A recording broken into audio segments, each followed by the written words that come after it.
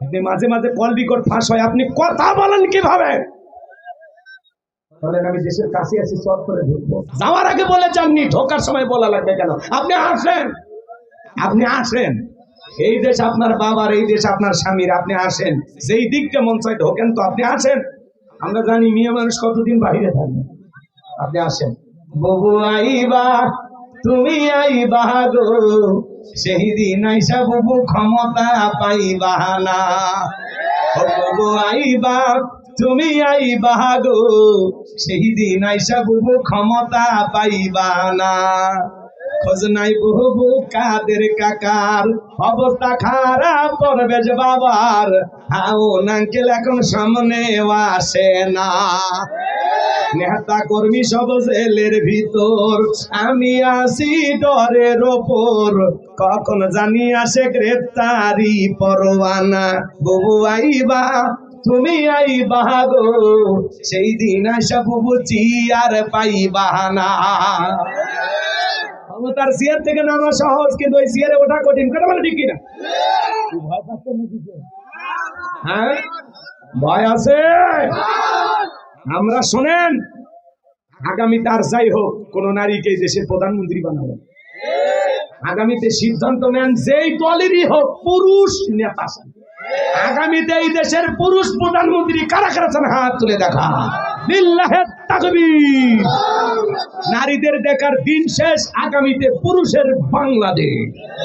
শোনেন, মেয়ে মানুষের রাগ বেশি, মেয়ে মানুষের জেদ বেশি। দেখেন না, স্বামীর সাথে ঝগড়া লাগে, হাড়ি বাতিল ভেঙে ফেলে দেয়, স্বামী তুলে হাসার মারে। মেয়ে মানুষের জেদ কত দেখেন না, দেশ তুই পালিয়ে যায়। তাহলে কি বুঝলেন? আর যাই করেন, ভবিষ্যতে কোন নারীকে দেশের প্রধানমন্ত্রী বানানো হবে। কথা ক্লিয়ার না ভেদা?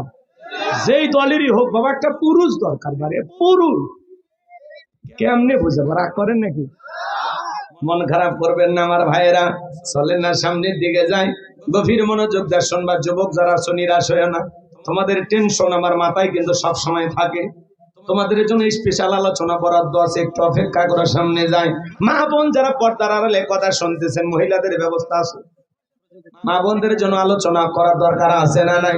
একটু অপেক্ষা করেন মা বোন, আপনাদের জন্য স্পেশাল কিছু আলোচনা মাথার মেমোরিতে সেভ করা আছে, সময় মতো ডাউনলোড দিয়ে শোনায় দেব। আপনারা মুফতি সাহেব থাকতে এলে আমার দিকে পরে আপনারাই বলে নেন। রাগ করেন নাকি আপনারা? তাকবীর দেন, লিল্লাহি তাকবীর। নবী আমার দিকে বলা, বেলাল, ইসলামের অবস্থা এখন ভালো না, কালেমা পড়েছে, আপাতত প্রকাশ করা যাবে না। হযরতে বেলাল ডেকে বলে, নবী আমার জীবনের কোনো দাম নাই, আমার মনি হুমায়ুনকে উর্দুম বা ছাগল পেশাব পায়খানা করে দেয়, এই ঘরে থাকতে আমার বড় কষ্ট হয়। একদিন বলেছিলাম, মনি আমার জন্য একটু ভালো ঘরের ব্যবস্থা করে দেন। হুমায়ুন ডেকে বলে, বেলাল উর্দুম বা ছাগলের দাম আমার কাছে আছে, কিন্তু তোর মতো কালো হাসি বেলালের দাম আমার কাছে নাই। নবী গো, আপনি শুধু দোয়া করে দেন, মৃত্যু পর্যন্ত যেন কালেমার পথে টিকে থাকতে পারি। আমি বেলালের জীবনের কোনো দাম নাই। এই কথা বলে হযরতে বেলাল চলে গেলেন। পরের দিন সকালবেলা সূর্য উদয় হয়ে গেছে, হযরতে বেলাল দরজা খোলে না। অন্যান্য চাকর যারা আছে নালিশ নিয়ে চলে গেছে হুমায়ুনের কাছে, যা বলে, নেতা এখনো পর্যন্ত বেলাল দরজা খোলে নাই, বেলা অনেকটা হয়ে গেছে, তাই নাকি? বলে, হ্যাঁ চলো যায়। দরজায় ডাক দেয়, বেলাল দরজা খোল। হযরতে বেলাল দরজা খোলে না, জোরে করে ধাক্কা মারছে। যখন দরজা খুইলা গেছে, তখন এইবার মায়া তাকায় দেখে, সেই রাত্রিতে হযরতে বেলাল কালেমা পড়ে মুসলমান হয়েছে। ওই রাত্রিতে একটা উত্তম বা ছাগলের কাছে কোনো পেশাব পায়খানা নাই। জোরে বলেন মারহাবা। আমার ভাইয়েরা, দিল দিয়ে কথাগুলো বোঝার চেষ্টা করবেন। এইবার মায়ের ডেকে বলে, চাকরের দল, তোমরা নিজেদের কাজে দাও। দেখো না তাকায়া, তোমরা যখন ঘুমাচ্ছিলে বেলাল তখন ময়লা আবর্জনা পরিষ্কার করেছে, ওদেরকে তাড়িয়ে দেওয়ার পরে এক পা দুপা করে বেলালের কাছে চলে গেলেন। হযরতে বেলাল দেয়ালে পিঠটা লাগাইয়া জিহ্বা নাড়াইয়া জিকিরি করে কার? এইবার হযরত বেলালকে হালকা করে ধাক্কা মারছে, যখন জবান দিয়ে কালেমার আওয়াজ বের হয়েছে, তখন এইবার ডেকে বলে, বেলাল তোর জবান দিয়ে কি শুনলাম, তুমি কি মুসলমান হয়েছো? হযরতে বেলাল ডেকে বলে, মুসলমান হয় যারা মিথ্যা কথা বলতে পারে না তারা, ওয়াকুলু কওলান সাদীদা। আল্লাহু আকবার। মুসলমানেরা হবে সত্যবাদী, মুসলমানেরা কখনো মিথ্যা কথা বলতে পারে না। আর আমাদের সমাজে তাকায় দেখেন এত মিথ্যা কথা বলে বাগান, ভরা পেটে মিথ্যা, খালি পেটে মিথ্যা। মিথ্যা বলতে বলতে চেহারাটা দেখা হয়ে গেছে, এক পা কবরে ঢুকে গেছে। এত মিথ্যা কথা বলতে পারে শয়তান পর্যন্ত বলে আমি এত খারাপ না। কথা বলেন, বলে হেলিকপ্টার দিয়ে পানি দিয়েছিলাম, পানি যদি দিলেন তাহলে ছাদের শিশুটা মারা গেল কিভাবে? কথা বলেন। জাতির মানুষ বুঝে গেছে, পাখির মতো গুলি করে ওরা মানুষকে হত্যা করেছিল শুধু চেয়ারে টিকে থাকার জন্য। আর বলে আমরা জনগণের জন্য এত কিছু করলাম। জনগণের রক্ত যাদেরকে ক্ষমতার চেয়ার থেকে নামাইতে পারে না, এরা সমাজের নেতা হওয়ার যোগ্যতা রাখে না। মোটরের দিকে কান্না করে, বিপির ভবন থেকে কান্না করে, কিন্তু শহীদের রক্ত, ছাত্রদের রক্ত দেখে চোখে পানি আসে। এক কথা কর, মানুষের রক্ত তোমাদেরকে কান্না করতে বাধ্য করতে পারে না। তোমরা উন্নয়ন থেকে কান্না করো আর বলে আমি কি মেয়াদ তরিলে চলবো। চিন্তা করেন কত হাজার মানুষকে যে 16 বছরের আমল নামা যদি হিসাব করেন, কত হাজার মানুষকে যে এরা দুনিয়ার জমিন থেকে বিদায় করে দিয়েছে। আল্লাহ ছাড়া কেউ জানে না, আল্লাহ ছাড়া কেউ জানে না। কথা বলেন, কত মানুষ এখনো গুম, আর পরিবারের সদস্য তার যে এক টুকরো লাশ, লাশের যে এক টুকরো গোস্ত, এটা নিয়ে যে সান্ত্বনা, এটা আমার স্বামী বা আমার সন্তানের গোস্ত, সেটাও খুঁজে না। কথা বলেন। তাহলে তাদের জীবনের পরিণতি শোনা যাচ্ছে ম্যাডামের নাকি ক্যান্সার হয়েছে।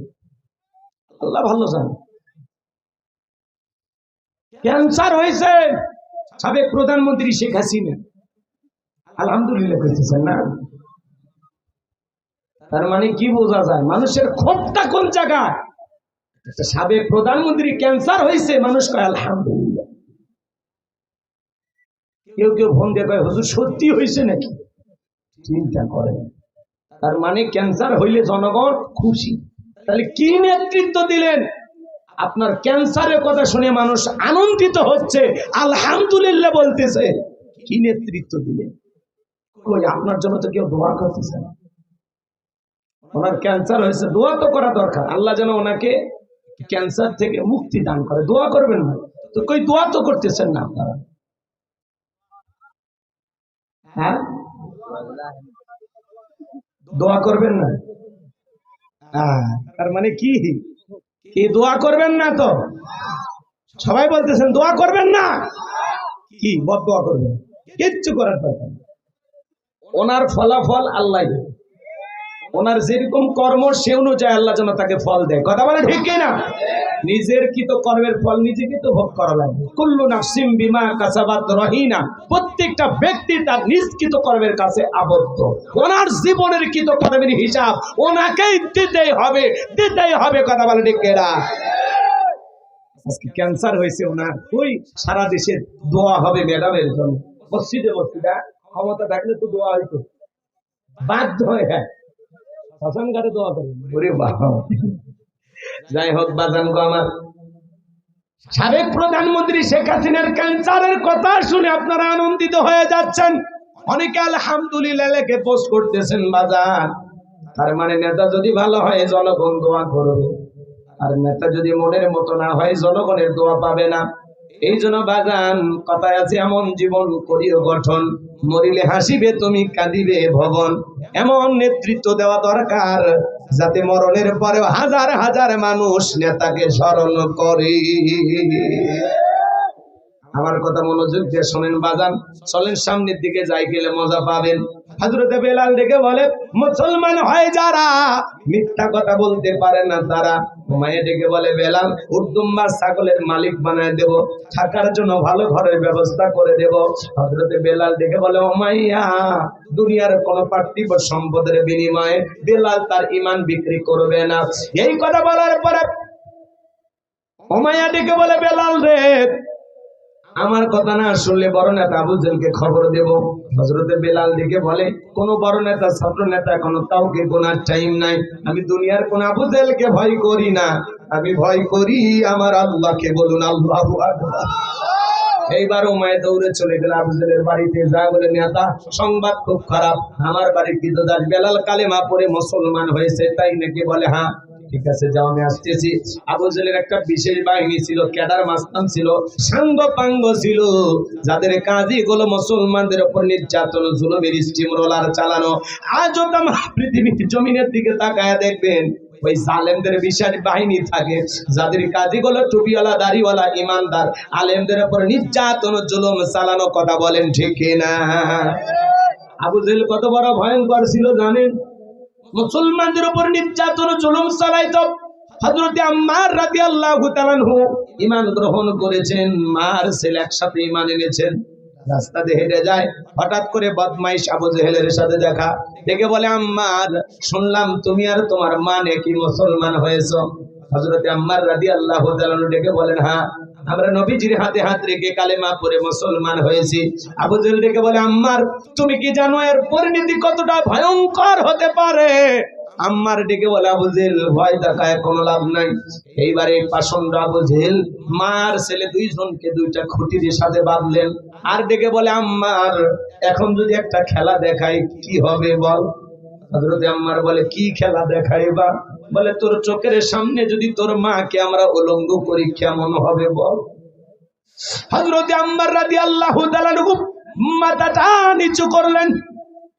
এইবার আবু জেহেল চলে গেল সুমাইয়ার কাছে, আঘাত করতে করতে এক টানে দেহ থেকে কাপড় খুলে ফেলে দিলেন। হযরতে সুমাইয়া মাটিতে পড়ে গেলেন। আবু জেহেল দিকে বলে, এই যুবকেরা, আম্মারের মাথাটা উঁচু করে তুলে ধরো, ওর মাকে একবার দেখুন। মাথাটা যখন উঁচু করে তুলতে যায়, হযরত আম্মার রাদিয়াল্লাহু তাআলা ডেকে বলেন, আল্লাহ, এই দৃশ্য দেখার আগে জমিনটা যদি ফাঁক হয়ে যেত এটাই ভালো ছিল। আবু জেহেল ডেকে বলে, আম্মার এখনো বল কালেমা ছাড়বি কিনা? ওই অবস্থায় ওই পজিশন থেকে সুমাইয়া রাদিয়াল্লাহু তাআলা আনহা ডেকে বলেন, আমার সন্তান আম্মার, বেঈমানদের কথা ঈমান ছাড়বি না। ওরা আমার উপর নির্যাতন জুলুম করতে পারে, ও আমার সন্তান খবরদার, বেঈমানদের কথা ঈমান ছাড়বা না। এইবার আবু জেহেল একটা বর্ষা দিয়া হযরত সুমাইয়া রাদিয়াল্লাহু তাআলা লজ্জাস্থানে আঘাত করতে করতে রক্ত দিয়ে রাজপথ মেখে গেল। শাহাদাতের পেয়ালা পান করবেন এমত অবস্থায় সন্তান আম্মারকে ডেকে বলে, আমার সন্তান, আমি শাহাদাতের পেয়ালা পান করতে যাচ্ছি, আমি আমার নাকে জান্নাতের সুঘ্রাণ পাইতেছি। মরার আগে বলে যাই রে সন্তান, ওই বেঈমানদের কথায় ঈমান ছাড়বি না। সুবহানাল্লাহ, সুবহানাল্লাহ। তাদের ঈমান কত মজবুত! বাবা মুসলমান, দাদা মুসলমান, ছোটবেলায় সুন্নতে খাতনা করে মাথা কেটে দিয়েছে, মনে হয়েছে মুসলমান। সাহাবীদের মতো ঈমান আনা লাগবে বাজান। তারা ছিল সত্যিকারের ঈমানদার। কথা বলেন ঠিক কিনা? কেমন মুসলমান তারা ছিল! অবস্থার বেগতি দেখলে আমরা দল পরিবর্তন করি, কথা পরিবর্তন করি, প্রয়োজনে দাড়ি কেটে হলেও তালে তাল মিলাইয়া থাকি। আর সাহাবীরা জীবন দিয়েছেন, তারপরেও জালেম কাফের বেঈমানদের সাথে কখনো আপোষ করেনি। কথা বলেন ঠিক কিনা? লম্বা হবে, আমি লম্বা করব না বাজান। এইবার আবু জেহেল তার সাঙ্গ পাঙ্গ নিয়ে চলে আসলো, দেখে বলে, বেলাল এই দিগায়, আমি তোরে পার্সোনাল ভাবে মহাব্বত করি রে বেলাল। এসব কি শুনছি, তুমি নাকি মুসলমান হয়েছো?